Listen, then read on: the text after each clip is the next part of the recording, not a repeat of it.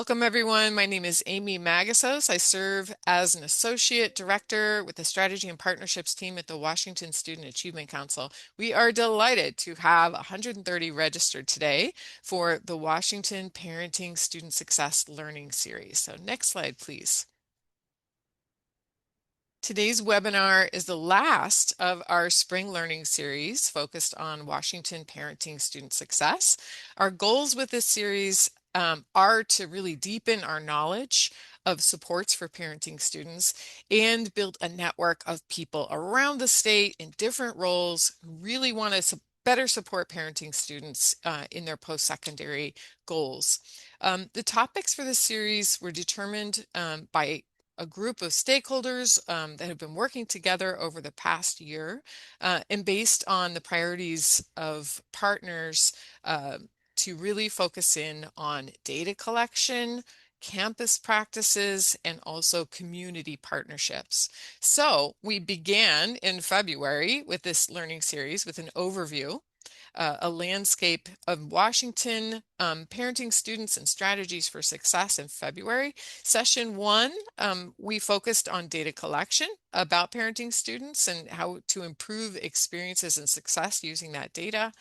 And in session two, at the end of March, we focused on campuses and policies and practices that can be used to advance success. So finally, today in our last session, we will be focusing on community partnerships, how organizations, agencies, and campuses can really work together to support parenting students. We'll be using the learning from this series in two work groups that will be working throughout the rest of 2026 to build recommendations for Washington on data collection and campus practices. The work group's guidance will shape policy for the 2027 session, as well as other ways that we can encourage change in our state. And I would love to go to the next slide, please.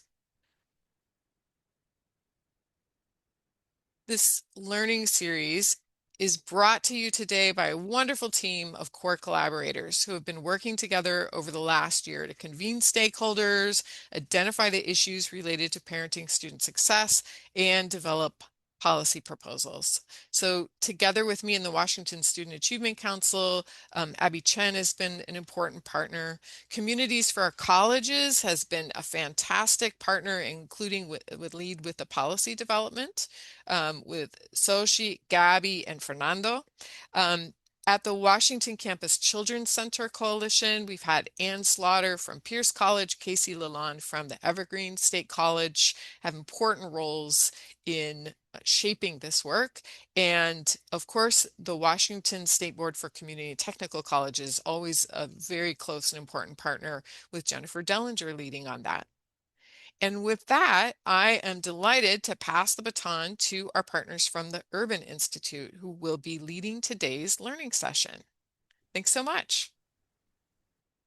Thank you so much, Amy. Thank you, everyone, for having us here. I'm Teresa Anderson. I'm a senior fellow at the Urban Institute. If you aren't familiar, Urban is a nonprofit, nonpartisan policy research organization, technically based in Washington, D.C., but our colleagues are spread far and wide, including my fabulous colleagues here, Kimberly Salazar, who will say hello, but she's calling here from Los Angeles, and our partner Kate Westaby, who is based in Wisconsin, but unfortunately had to go to France and had to miss the session today. So we all feel bad for her and we'll send her our condolences. But Kimberly, if you want to say hello, that'd be lovely. Hi, everyone. My name is Kimberly Salazar. I'm a research analyst here at the Urban Institute, and I'm excited to be here with you all. And you'll be hearing more from Kimberly as well as some other fabulous presenters as we get into the session today. Of course, if you have any questions or thoughts throughout this process, please don't hesitate to put comments in the chat. And there'll be a few points of pause where we'll invite folks to, raise your hand or come off mute or to share some reactions because there's quite a bit that we're excited to share with you all today. So just a bit of the agenda. We are talking first about parenting student resource and essential needs, and then we'll go into community partnership examples to support student parent success. Then we'll talk about reports and, excuse me, approaches and recommendations for developing partnerships. And we'll have a chance for breakout groups, vaguely organized by region of the state, and then some resources, feedback, and next steps to round us out for this session.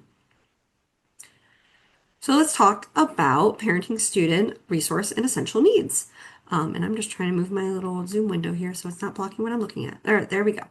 So, some folks who have been a part of past webinars might be able to recite this along with us by now, but that's always okay because that way you have things right at the tip of your mind when folks are asking you the critical questions, and we always want to make sure we're giving that background for folks who may be joining for the first time or might not have it on the tip of your tongue.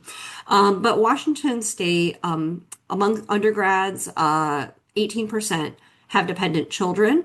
We call these parenting students or student parents. We also recognize that having a dependent child is a really narrow definition, and we want to acknowledge that the percentage is probably higher if you include folks who are playing a parenting-like role for children who, may not be their dependents. But we are going to kind of go with the federal statistics, which is where we get these numbers from. Those parenting students are disproportionately female. So, 3/4 of them are female versus about 2/3 of non-parenting students. They're more likely to come from low-income backgrounds and from historically underserved communities. Also, a large portion, over 2/3, face basic needs insecurity versus about half of all students. Their part of this is related to the high cost of childcare. In particular, infant care costs are over $20,000 a year on average in Washington State, which is notably more than double in-state tuition. So you're gonna, and probably more than you pay for, uh, or probably at least comparable to housing costs, if not, higher than that as well. Um, 63% of Washingtonians live in a childcare desert, which is higher than the national rate of about half. It's still too high nationally, but it's particularly high in Washington. And even for those who, access childcare, nearly half of Washington parenting students say that childcare hours conflict with their class schedules. Um, it's also notable to think about, the broader context of the state. In all of this, we're talking about folks who are already in college, but there are a lot. There are 688,000 parents of minor children in the state of Washington who do not have a college degree, and about a third of those have some college experience. So there's a broad landscape. I put a QR code here at the bottom. We're not going to do that for everything, but a lot of these statistics come from this great report from WASAC, Designing Post-Secondary Education for Parenting Students. And it has a really nice summary of data insights as well as some recommendations for the state. And I just wanted to highlight that QR code and the opportunity to dig into that report if it's not one that you're familiar with, because it has some concrete information. So, why are we focusing on parenting students or supporting parents in college? So, one important note is that student parents are strong students. They earn similar or better grades than non-parenting students on average. And despite that strong academic performance, they're much less likely to complete college. Only 17% earn a degree in 6 years compared to about half of non-parents. And even after you account for demographic, because they're older, because they have different profiles, student parents are 55% less likely to complete a degree in 6 years than non-parenting students who are otherwise very similar. And a lot of this is because of the overlapping challenges that parenting students face. So time constraints, limited childcare, and lack of family-friendly college supports are three that rise to the top. But also intense short-term financial pressure to meet their family's basic needs. So if we can solve some of those problems, we can allow them, of course, to complete degrees, and we see huge payoffs for parents, for their children, for colleges, and the economy. And we have data to back up all those statements. And so this is just a really efficient population to be thinking about and focusing on with real concrete and solvable problems, though it will take some effort to find those solutions. So that's what we're going to talk about a bit. Just dig in a bit more so that you can see kind of what sorts of challenges we're talking about as we're thinking about those solutions. So parenting students, 82% of student caregivers combine 40 plus hours of paid work per week with dependent care. This is based on a report from Trellis Strategies, Degrees of Responsibility. A large-scale analysis of time use survey data found that student parents had roughly an hour per day less of discretionary time to spend on their education. You add that up, that's 7 hours a week. That is a lot of hours over the course of the semester. And so again, they're maintaining those grades, but doing it in less time and feeling crunched in the meantime. About a third of parenting students say they would drop or reduce classes if they didn't have childcare available. Over a quarter would be less likely to enroll in future semesters if that childcare wasn't available. And about a quarter of parenting students reported missing at least one day of class due to lack of childcare. And among young parents, that rate was higher. It was almost a third. So we think of also not just parenting students aren't all one group. It's not a monolith. We can think about young parents. We can talk about parenting students who are veterans, who are single, who have other characteristics and situations, and further kind of dig into some of these opportunities and challenges. A recent surveys from Trellis Strategies and the Hope Center for Student Basic Needs showed that there's a large gap in basic needs security for many parenting students. Over half of student parents were food insecure. Nearly two-thirds were housing insecure. Over 10% were homeless, and nearly 1 in 5 missed 3 or more days of class due to childcare gaps. So we can see that these are really impacting persistence and completion, which is where we saw that big opportunity.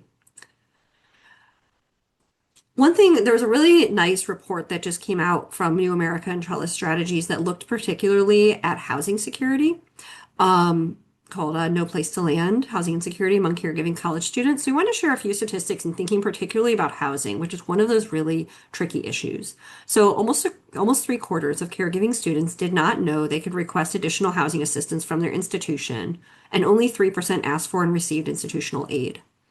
Many parenting students who moved were driven by necessity, not choice. Among those who moved 3 or more times in the past year, 1/3 could not afford rent, and nearly a quarter said that housing that they were in was unsafe for their family. And we see housing discrimination, which is real, and in many cases it's racialized. So Black parent caregiving students face discrimination while searching. 9% of Black parenting students or caregiving students, face discrimination while searching, which is nearly twice the rate of their white peers. Now, that doesn't mean that there are no resources that parenting students use or rely on. And we did an analysis in partnership with our colleagues at Child Trends looking at public programs that student parents use. So one of the most common programs used is a school lunch program, perhaps not a surprise. They qualify through their children, but over half of student parents, their families benefit from school lunch support. About half also receive Medicaid. The 41% receive the Earned Income Tax Credit. About a quarter receives the Supplemental Nutrition Assistance Program. Nearly 10% receive WIC, which is the Special Nutrition Program for Women, Infants, and Children. 6% receive housing subsidies, 5% energy subsidies, and 5% receive cash assistance or welfare. Again, this is national. This isn't just in Washington state, but it gives you a sense. I mean, I would expect SNAP to be higher, right? For example, why do only a quarter of parenting students receive SNAP, especially if half of them receive Medicaid? So there are opportunities to further connect students with these programs that already exist instead of necessarily asking colleges to solve every to solve every problem that students are facing as emergencies arise. So as I mentioned, this obvious solution is thinking about where there's opportunities for collaboration. Collaboration is an efficient way to make connections between higher education and community partners or public agencies, again, so that we're not asking folks to be reinventing wheels to solve these same problems in different corners, but instead to bring everyone from their corners into the same room, and to be able to work hand in hand to provide opportunities and supports for individuals and families. And with this, I'm glad to open it up for discussion. I know that we have folks in the room from state system, from colleges, from community organizations. I'd really love to hear if folks have comments either in the chat or feel free to raise your hand because we'd love to hear some other voices in here. What do you see is standing in the way of current parenting students succeeding? Or if you're working at a community org and they're not already in school, that are preventing parents from pursuing higher education goals? And then, you can answer that or this other one. What are some preliminary ideas about how partnerships between colleges and nonprofits or local state government agencies could help offset those challenges? So I'd just invite folks, I'm going to be quiet for a moment, invite folks to either weigh in the chat or raise your hand and just speak out.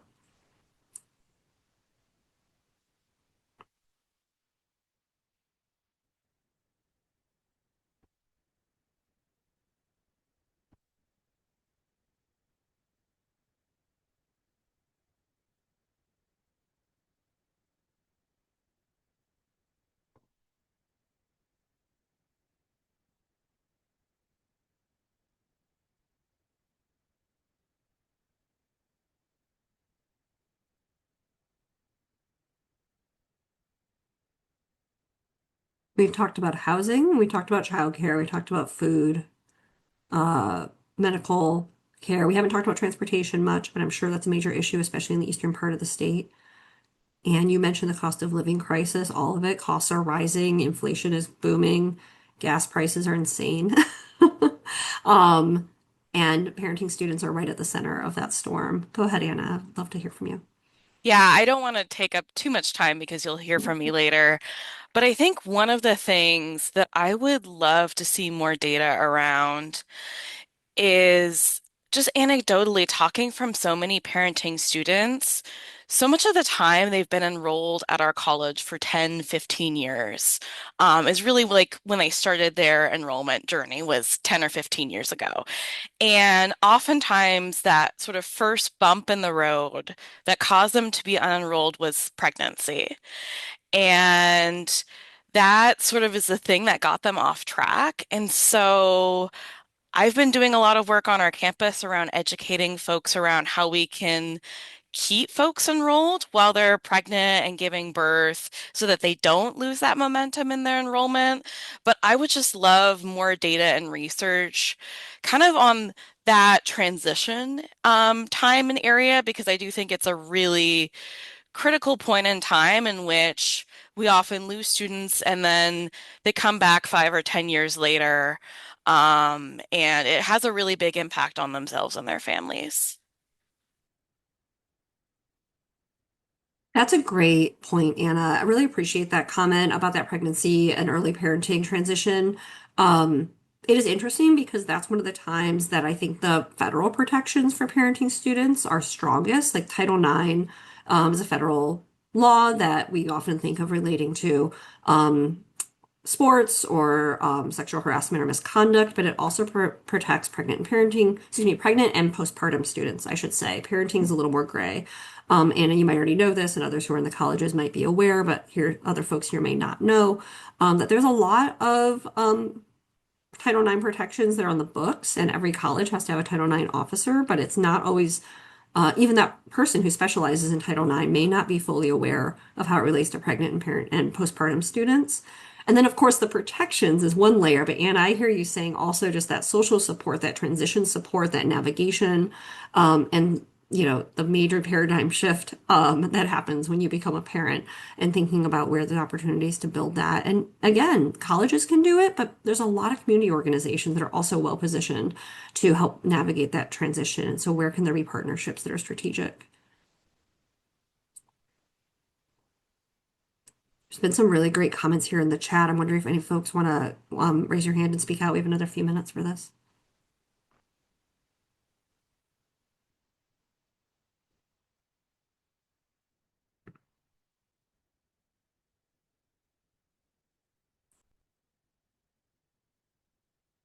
I'm happy to read a few things out here too. So, Carrie brought up the time poverty being a huge issue and bandwidth.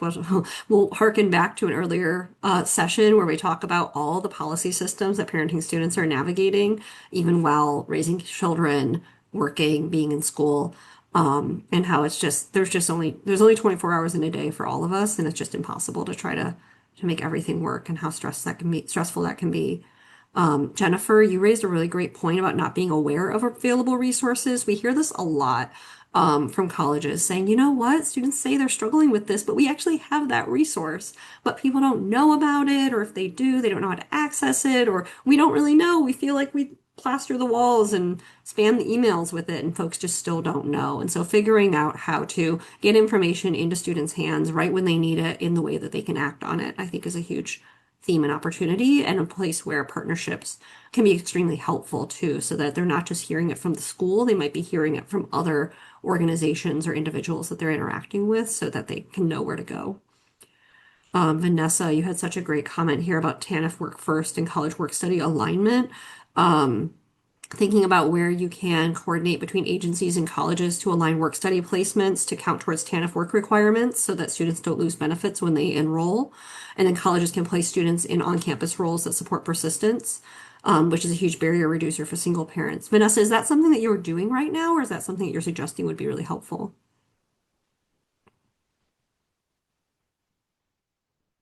Hey Teresa, yes, I actually do have DSHS on the campuses. So I run both Spokane Community College and Spokane Falls Community College, and I actually have them on the campuses.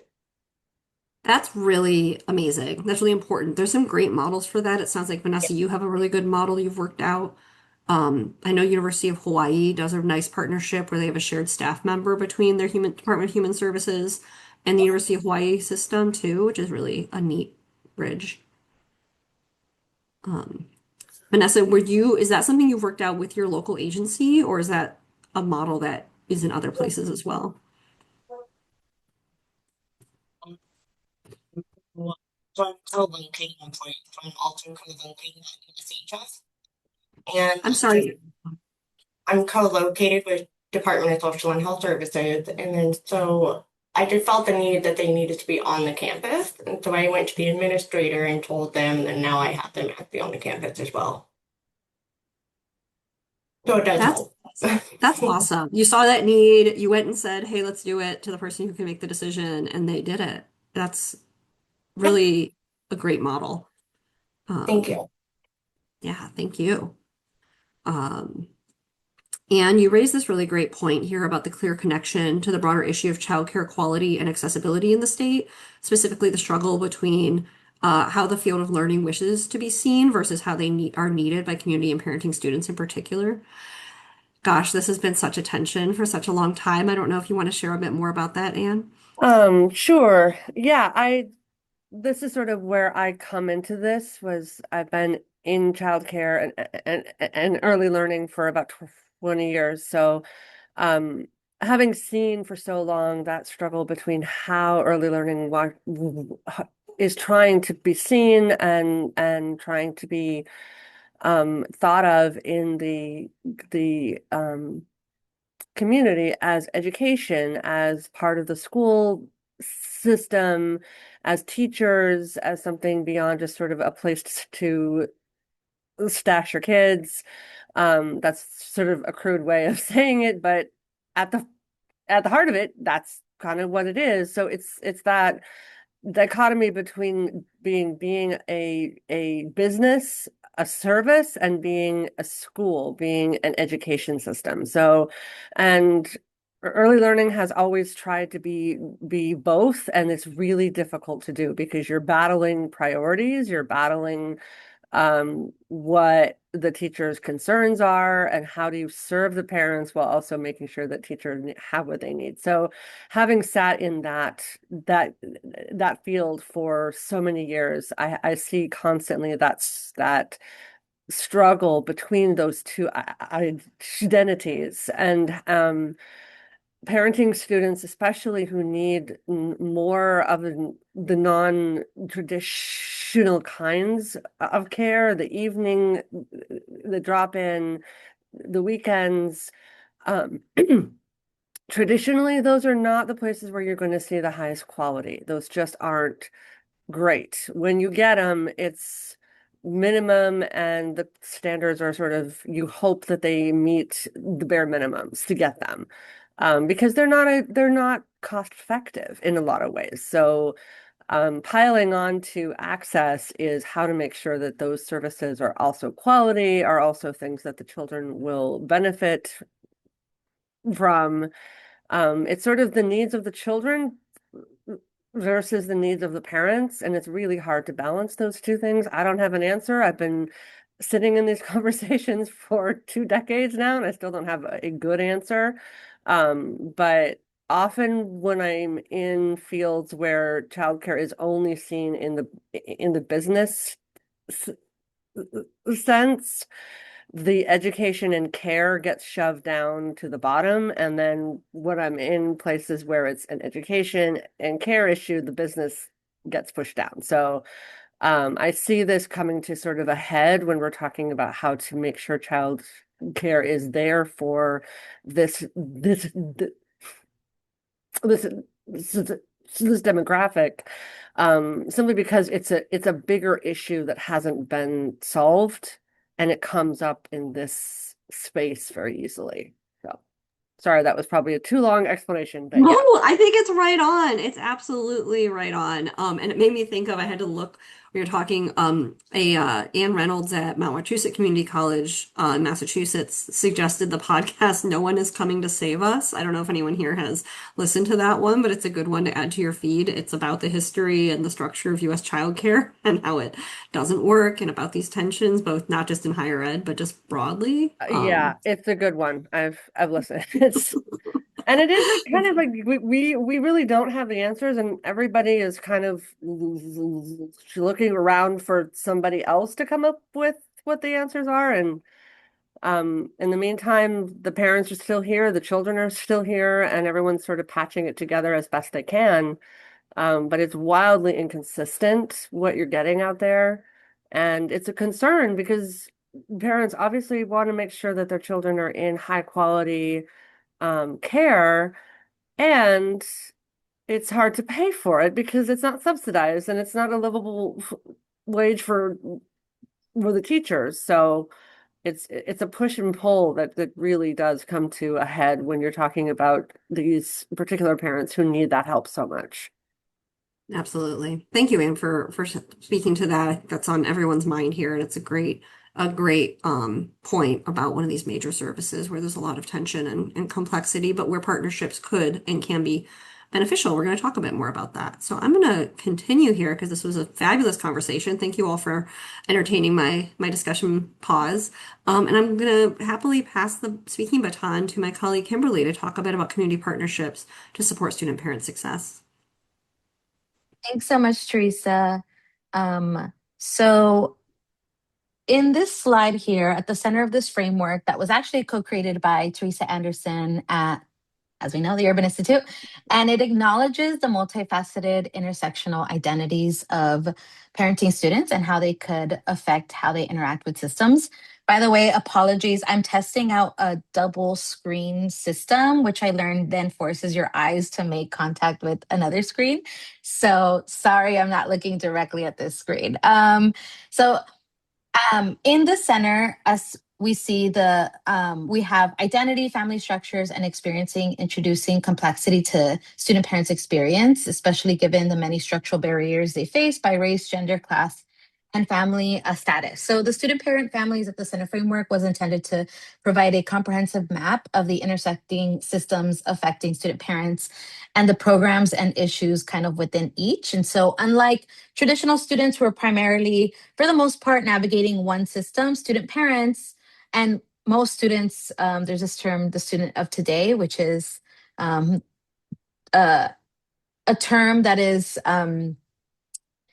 being used to help shift the idea of like a non-traditional student, being that we're now kind of the majority, who this is to help visualize how they're navigating many systems that were not designed to work together. And so this framework exists to map complexity and identity and identify where alignment can reduce burden and improve student parent outcomes. Next slide, please.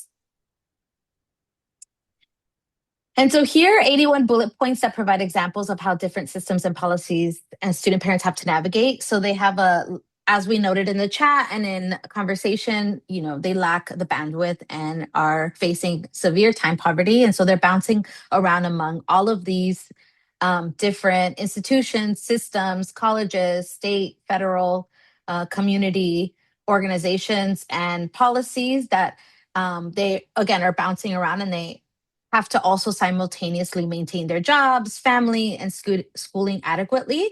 I joke and say that, like, when Teresa first introduced this framework, I not only felt so seen, but I joke that this is exactly what our brain looks like as student parents in the class, in my statistics class, when I'm thinking, okay, I have to call my DPSS worker after this, I have to make lunch later. Like, this is how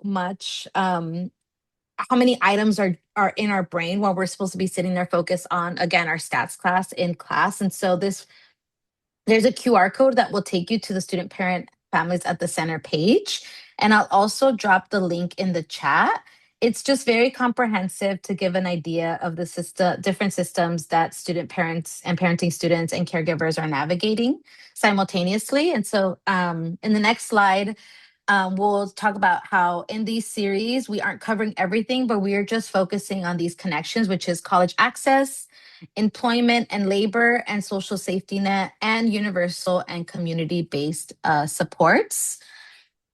So as you're looking at this, it's helpful to know like where would you locate yourself in here. And again, just as the framework is supposed to highlight complexities, you can also exist at multiple intersections of these. If you want to drop in the chat where you think you would locate yourself here, whether that's college access and also employment and the labor market, social safety net programs, and universal and community-based supports, or in any of the other items that we didn't highlight in this slide.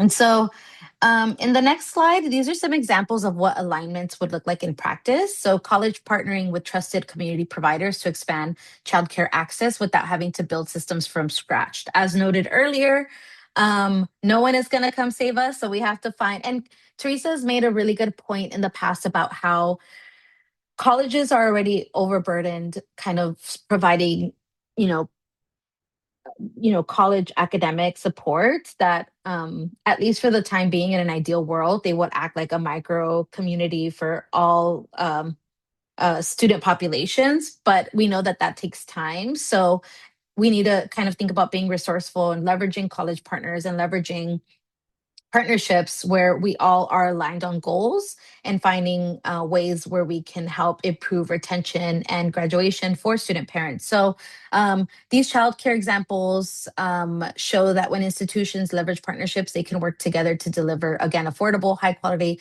care at scale to help reduce burden on student parents. We have Kids on Campus, the ACCT and National Head Start Association, which was a 5-year national initiative co-locating Head Start, early Head Start programs on community colleges.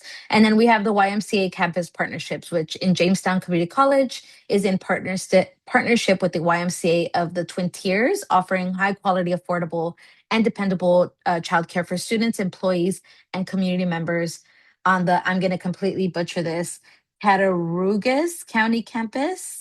If anybody wants to unmute and fix that butchering pronunciation, you're more than welcome to. And in the next slide, we talk about housing partnership examples. So these examples show how housing stability can be addressed through cross-sector partnerships. And through partnerships, we could, again, do far more together. Expanding access, stability, and real pathways to completion for student parents. We have the Highline College and King County Housing Authority, the WISH program. So students experiencing homelessness receive housing vouchers up to 54 months through the partnership with KCHA, supported by the United Way King County. So vouchers remain active for 6 months post-graduation to support the transition. Everyone knows that not only do student parents face a benefits cliff when they suddenly make too much above the threshold and can't access benefits, but Teresa knows personally my experience with what student parents face post-graduation cliff. We suddenly are given this diploma and said, okay, great, now you're kicked out of family housing. You don't have any of the access to the student base, as a college student, to the basic needs supports that we were providing. And suddenly you just feel like a little bird that was like thrown off the nest and like have such weak wings or are expected to like fly with also birds on your back, your children that you're supposed to support. So it's great that these programs are taking into consideration that 6 months postpartum graduation to support the transition.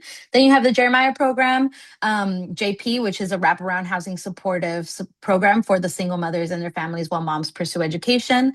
On some partner campuses, housing is secured through community partnership rather than provided in a JP-owned apartment building. So again, these are just two examples of ways that colleges are leveraging with external organizations to help bridge that gap of housing needs. And then in the next slide, this highlights that student parents need to go beyond student parents' needs go beyond the classroom, right? Financial, transportation, and technology supports are all interconnected, as we showed in the framework. Through partnerships, colleges can fill these gaps more effectively, reducing friction, helping relieve the onus of navigating all this on their own and making persistence, retention, and graduation actually possible. So what are some other student parent basic needs possibilities? So we have financial. Parenting students costs, as we know, are higher. So there could be scholarships specifically for student parents. I should note that I always like to say that I am the product of student parent partnerships and programs and policies that work. I graduated from UC Berkeley summa cum laude, and that's only because Berkeley provided a student parent stipend specifically for student parents. They had family housing, they had a student parent basic needs center, and they also had a student parent center located with the transfer center and other identity based organizations. And so having scholarships specifically for student parents again is very intuitive, but is really important so that their needs and their children's needs are met while they're studying. And so help applying for federal or state financial benefits such as TANF. Transportation, so families timing and routes are complex, as we know. Bus and transit passes for student parents and their children. Partnerships with SNAP and ET provides transportations to work or approved training program. There's a really neat programs in California that provide all elementary and high school students, high school, elementary, and middle school students with a TAP card.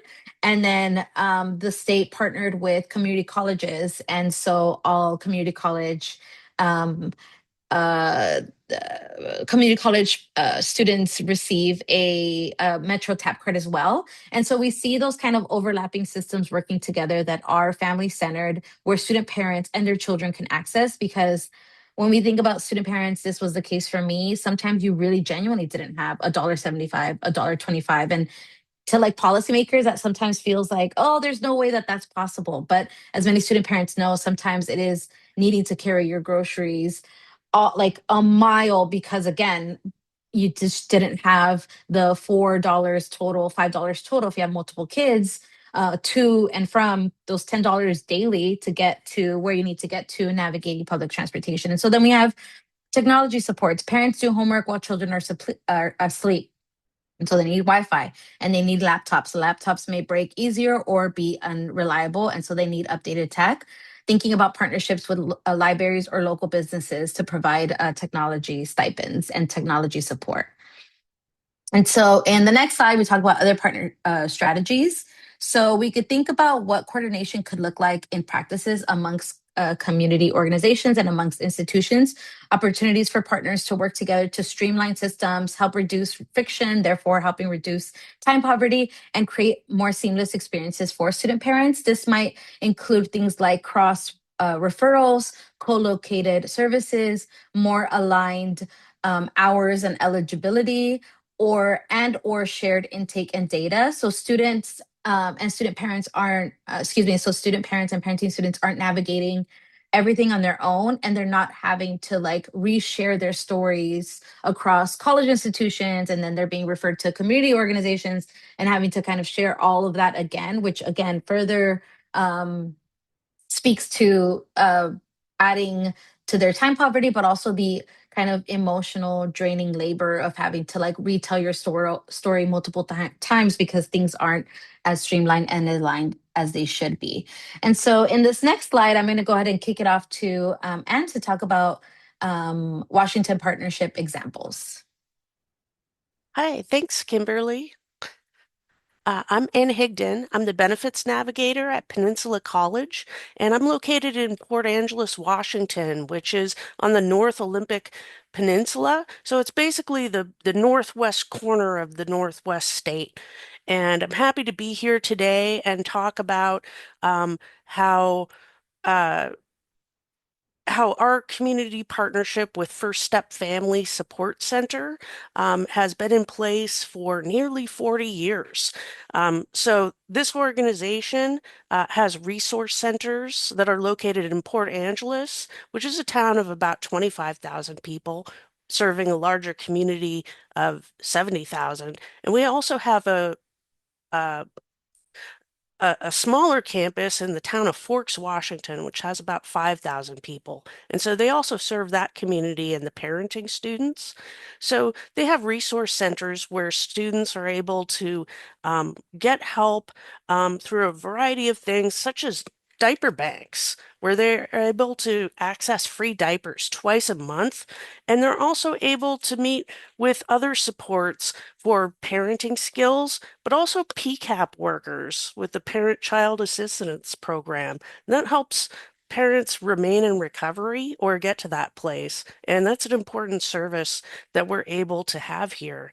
And so, uh, the First Step Family Support Center, they work with both our Early Childhood Education Center, our Worker Retraining Program, and myself, the Benefits Navigator. I have a resource hub where I've got their materials, so people are able to get the information that they may not know about resources that are available in their area, such as worker retraining to help train for a new career, or just someone who can understand like the challenges of navigating parenthood. Um, they have pop-up events. So we've had an adult learner fair last year where we brought together multiple community resources. So in addition to Peninsula College's Transitional Studies program, we also had our local food bank attend. We had First Step Family Support Center, and we had our local uh, Lower Elwha Clallam Tribal Education uh, department visit. And it was a really fun event. We had it in a local park. Everyone was free to come. We served lunch, and it was really nice to work together in the community and connect parenting students with organizations that can help model not only resilience in parenting, but also help provide some protective factors to help for student and parent success.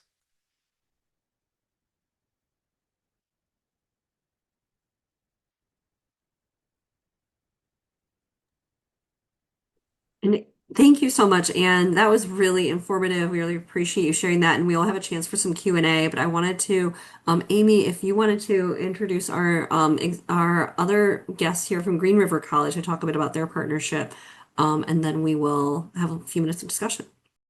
Fantastic. We're really grateful to have and your kind of sharing from Peninsula College. We'd also like from Grays Harbor College, Anna Brocious, to be able to share a little bit about their journey with community partnerships at Green River. Anna, thanks for being here. I guess today is the day of Anna's, Anne and Anna's. We're just powerhouses over here. So good morning, everyone. My name's Anna Brocious. I use she, her pronouns. I serve as the assistant director in the Center for Transformational Wellness at Green River College in South King County.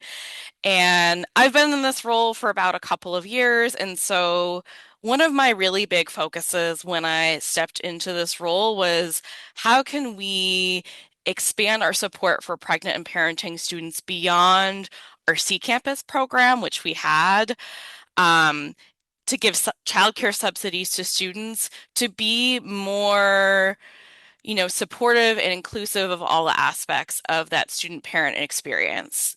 I think one of the things that we know from research and from studies, and actually we had some incredible researchers on a New America call talk about this last week, which is that it takes a village. It takes a village to support a student parent. And so while we may know the resources, while I may know the resources, that's not enough. And so our approach has been to really try and engage our different partners across campus and in the community so that we are all connected with one another. We all know what resources are available there. And we have that relationship where, if I have a student who's trying to get enrolled in Working Connections and they say, I got denied, I can call somebody up at Working Connections and say, hey, this student was denied. Do you mind giving me some more information about what might be going on with their application?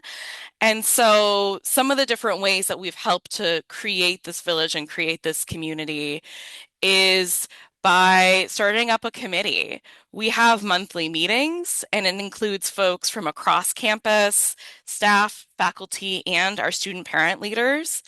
And so It has folks from our nursing area. It has our mental health counselors.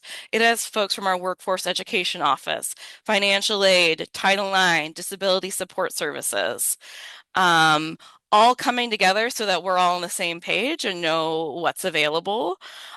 We build that relationship and rapport with one another. And then we have sort of the main block of time is a presentation from a community or a campus partner about the support that they receive. So in about 30 minutes, I'm going to be jumping off this call because we've got some folks from King County Public Health coming to talk about the WIC program and their nursing family partnership program, which is in-home care support for low-income folks who are experiencing pregnancy and childbirth. And then the last thing is that we try and embed professional development where we talk about these topics within our student affairs division, within our opening day that we host as a college. All of our student leaders go through student leader training, and we make sure that they are all trained about who our student parents are and how they can adapt their programming to better meet the needs of student parents. So I can't be everywhere all at once and do everything all at once. And so a lot of it is about how do we engage and invite and encourage our folks from campus and the community to be able to get involved. Yeah, that was really awesome. Thank you so much for sharing about that and Yeah. some of the structural partnerships you're doing in the region. I want to open this up for like one or two questions from folks here for Anne or Anna. Um, and just because, yeah, if you have any questions about how, why, what, who, we're open to that.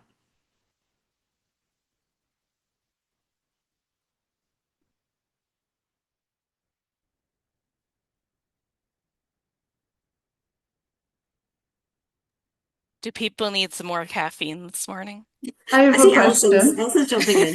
She got her Starbucks.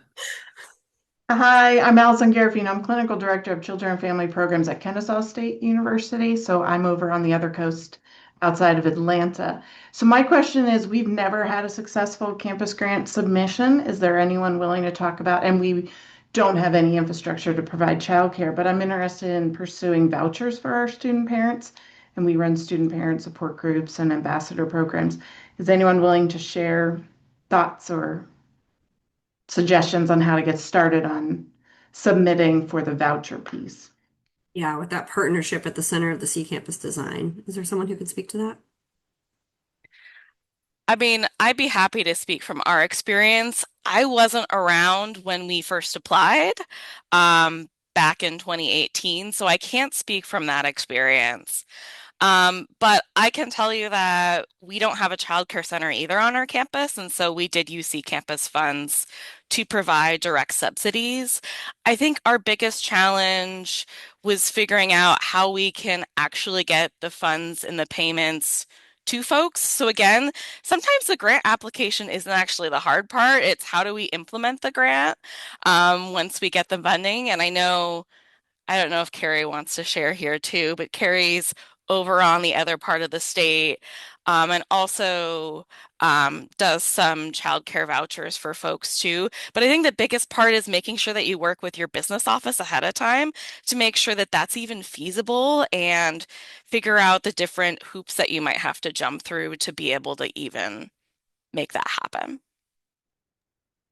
One other tip that I've heard, I'd love for Carrie to jump in if she have comments, is like write the grant in a way that's flexible enough so that you're not naming one specific provider in your grant so that if something happens and you can't work with them for some reason, it doesn't all fall through. But like we've seen success with folks naming sort of the type of provider, what the conditions are that they would use to vet them, and like be very rigorous about that without saying we will work with provider XYZ just in case something happens with provider XYZ. But go ahead, Carrie. Love your take.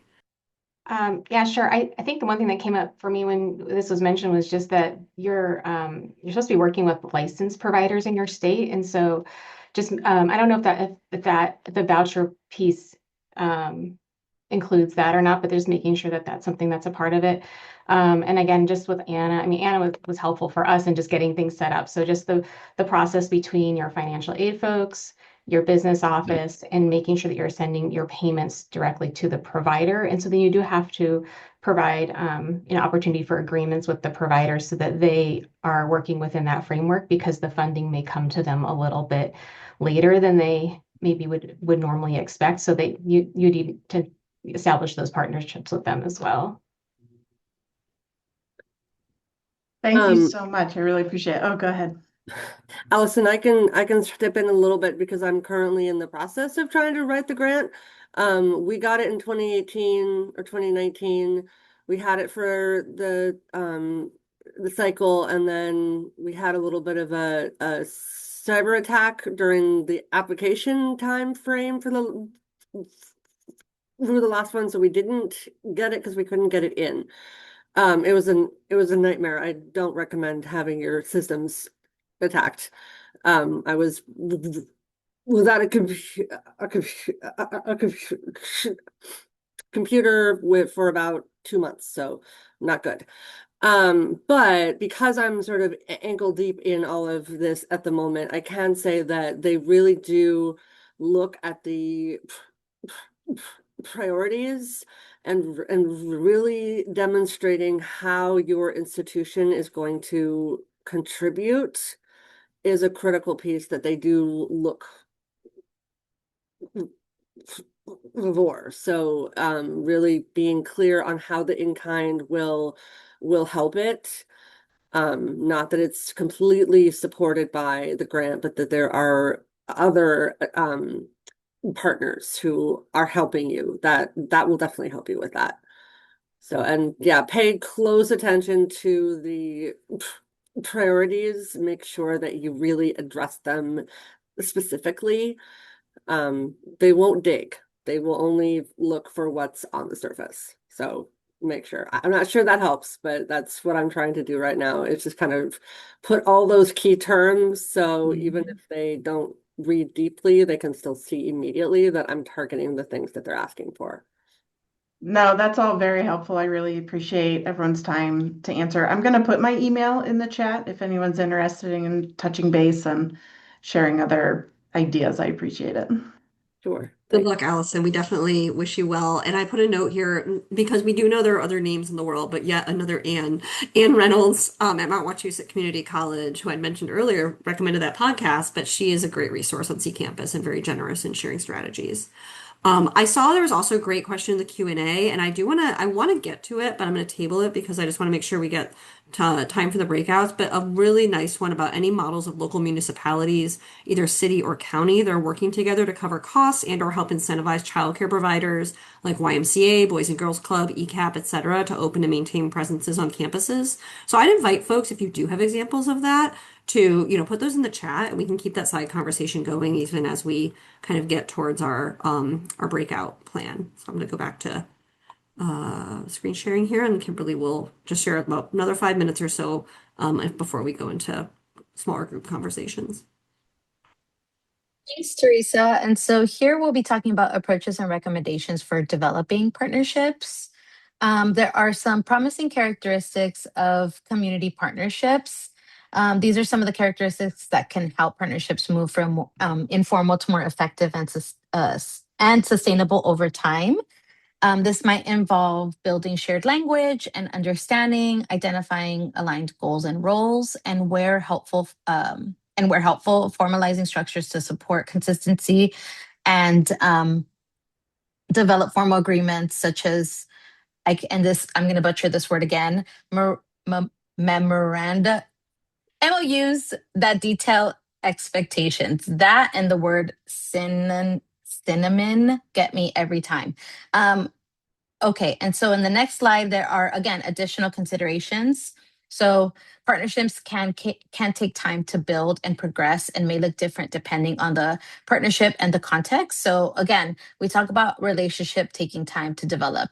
There's going through the steps and motions on the previous slides, but just an understanding that it could take a few years depending on the partnership. Also, there's like a steep learning curve. I'm a part of the board for the Kids on Campus project, and it's, again, a 5-year project. And in the first year that they were rolling it out, they discuss about how steep the learning curve was and how much what they thought would take place and what they thought would be in practice was actually completely different. So just having an understanding that there's so much nuance and that there's so much learning, co-learning that's going to occur over time. And then plan again from state for sustainability from the beginning. You all made such a good point regarding childcare and also how programs have to be provide good service and quality service. And we know that with quality service, that takes time. Collaborate on grant applications, identify foundation, state resources, private donors, or funders who may be interested in supporting partnerships, which it seems like with the question that was asked, that's already something that you guys are mulling over, and identifying appropriate FTE and staff. And so in the next slide, there are 3 briefs that were co-authored by both Teresa, myself, and other collaborators such as Renee and colleagues that we have, Kate Westaby. And these briefs go deeper into what it looks like to strengthen coordination, particularly between college and public programs that student parents are already relying on. In the center, it's such a small block, but in the middle, we have the improving collaboration between colleges and public programs brief. And so this focuses on improving collaboration, and it's really about better aligning systems. So things like financial aid, public benefits, and campus supports can work together rather than operating in silos. There is the website in the chat that I will be dropping, but also a QR code if you would like to check out those briefs. And so again, we're going to go deeper on into the middle brief, which discusses strategies to connect student parents to public programs. And so at the college level, there are steps that colleges can take, which is identify potentially eligible students using existing data, integrate outreach into student services, simplify consent and build trust, hone communications, dedicate staff capacity, and understand the administrative landscape, and then again, partner with public agencies. And then in the next slide, we talk about strategies to connect student parents to public programs, so state, higher education office, and system level support. It's about understanding the landscape, build relationships with public human services and workforce agency leaders, provide tools and templates and resources, and scale the work.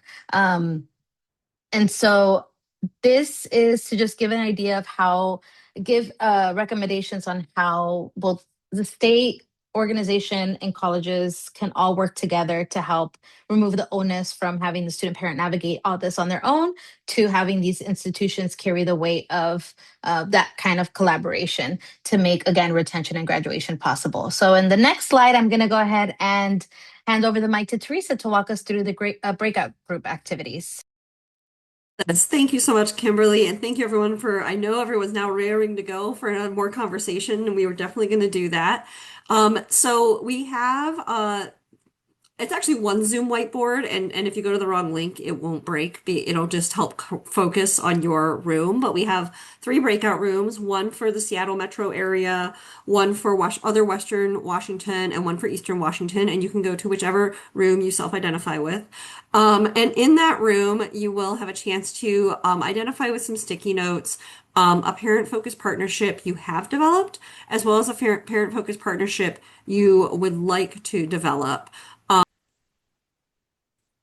All right, Kimberly, you were in room 1. Start us off. We had a great discussion around two generation approaches, and we had Allison discuss partnership with the local library, partnership with PTA, this being particularly true for reentry students, so student parents that maybe paused out of college are helping support their K through 5 children in public school and utilizing that PTA to both develop the skills for their children and for themselves to start thinking about re-entering college and also what it means to like be in college as a student parent. Again, in that 2 generational approach. And then we also talked about cafes and the importance of the trauma informed lens and facilitation in student parent cafes where it's more peer-to-peer mentor. And so a lot of work already being done with local libraries, PTA, and also on campus for peer-to-peer supports. Thank you so much, Kimberly. That's fabulous. In The other part, the rest of Western Washington, we talked about. Ann Higdon shared a bit more about some of the great partnerships they're developing. But I thought something that was really elevated was Jennifer, who's with the school, the K-12 level, was interested in how to think about partnerships that would support young parents to be able to transition to post-secondary and resources to support them, especially when they come from families that might not be thinking of college as a pathway or might have language barriers or differences. And we were sharing some resources and ideas. And then we also talked a bit about preschool college partnerships and ways of bringing those pieces together, which was really neat. And I'll pass it to Amy. It's actually over to me. Oh, Abby, Abby, sorry, Abby. we have an abundance of A names today. It's been, Amy, Ann, Abby. It's great. On behalf of the Eastern Washington crew, we really talked and identified some of the partnerships that folks are dreaming about developing and thinking about how they could solve. And one of the things I think that was we talked about many different things, but we spent a little bit of time really identifying those examples of things that the system sees as temporary for childcare, like a 3-week clinical rotation, or the 1 week when your K-12 schools don't line up with your college coursework, and really being able to problematize through what other solutions are for those things that a system sees as temporary, but of course are incredibly necessary for students persisting and continuing and being able to manage the quarter or term or semester or whatever it is.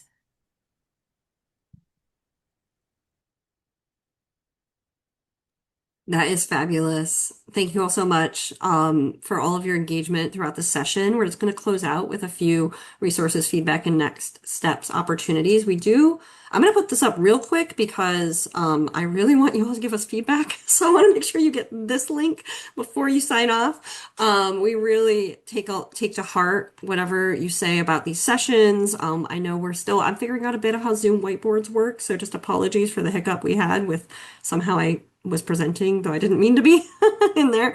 But we definitely just love your feedback and what you want from the state and for next steps in this type of work, especially if you haven't been in these sessions before. We want to know if this was useful to you, and we will share that the resources, the slides, and this follow-up feedback survey in that follow-up email. But I do want to make sure that Amy has a moment to speak to her next steps. Thanks so much, Teresa. I just am grateful to Teresa and Kimberly for guiding today's session, Abby Chen for facilitating one of the work groups. You may be asking what happens after today to keep these conversations and the momentum going to build change for supporting parenting students. Urban Institute will share strategy recommendations for action after today's webinar, our last of the series. And then WASAC and collaboration team will be organizing 2 new strategy work groups, one on campus practices and one on data collection on parenting students. And each of those work groups will be meeting throughout the fall to develop Washington-specific recommendations in a report. Those reports will shape legislation for the 2027 session. We'll be following up on a bill on parenting students from last session in 2026. And we also see a lot of opportunity for action in non-legislative strategies in Washington. So we'll be in touch about that. Also, just broadly, we want to invite you to engage with us in collaboration. Reach out to share your work, to share your challenges and your ideas for how campuses, partners, and the state can help better support parenting student success. I'm going to put my contact information as a kind of a touch point for this larger collaborative. Feel free also to reach out to Teresa, Kimberly, and Kate Westaby, our friends with Urban Institute. And just want to say thank you all for joining today. And we look forward to hearing from you for your feedback on the survey. And we'll stick around for a few more minutes if anyone wants to have individual conversations, but we'll stop the recording now and just appreciate you all. Have a great day.